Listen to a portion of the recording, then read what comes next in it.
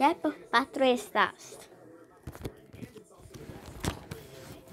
Ķepu patruļu pirmā nodaļa. Mērs Hendrigas bija nozadzis visu ķepu patruļu. Lielāks internetā, Facebookā, Googlē spēlēs ķepu patruļu, lai pārdotu. Bet Raiteris bija slimnīcā, jo viņam bija klepus liels un viņš jutās slikti. Bet viņš nevarēja izglābt ķepu patruļu. Bet tieši tajā dienā Skaja bija pārdolēta ļoti labai mazai meitenītei. Kad viņa atnāca uz meitenes mājām, Skaja sāka raudāt. Viņa aizbēga un sāka meklēt māsu Levordī. Bet Čejs ar pārējo ķepu patruļu izglāba izbēga no patversmes un sāka meklēt Skaju.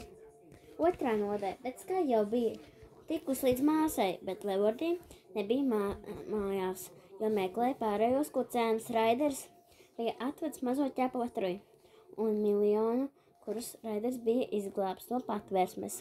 Viņiem visiem bija augsti. Skaja aizbēga, aizināja ugunskura un sāka abas sildīties pie ugunskura. No rīta sāka meklēt ķepu patruļu. Skaja, varbūt apstājamies, man jau sāp kājas, Levordīs saka. Mēs esam tik tuvu. Man liekas, ka mēs esam nogājuši 106 kilometrus. Mums jābūt tuvu. Es jau jūtu, mums jābūt stipriem, Levordīs saka. Jē! Mēs atradām jūs, tas bija izcili. Mūsu jaunais nosaukums ir stiprā ķepa patruļa. Tas būs izcili, Rebels saka. Tajā dienā Leila bija pievienojusi un Elija. Viņas bija stiprās un labākās no ķepu patruļas. Viņas izglāba 100 cilvēkus. Varbūt aiziem pēc burbuļtējas, saka Leila. Jā, es arī gribēju prasīt tev to, atbildēja Elija. Re, kur Raiders rēdienas, Skaja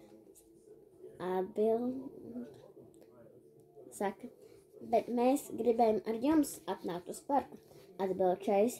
Nu, parkā varam visi paņemt burbuļtēju, saka Skaja.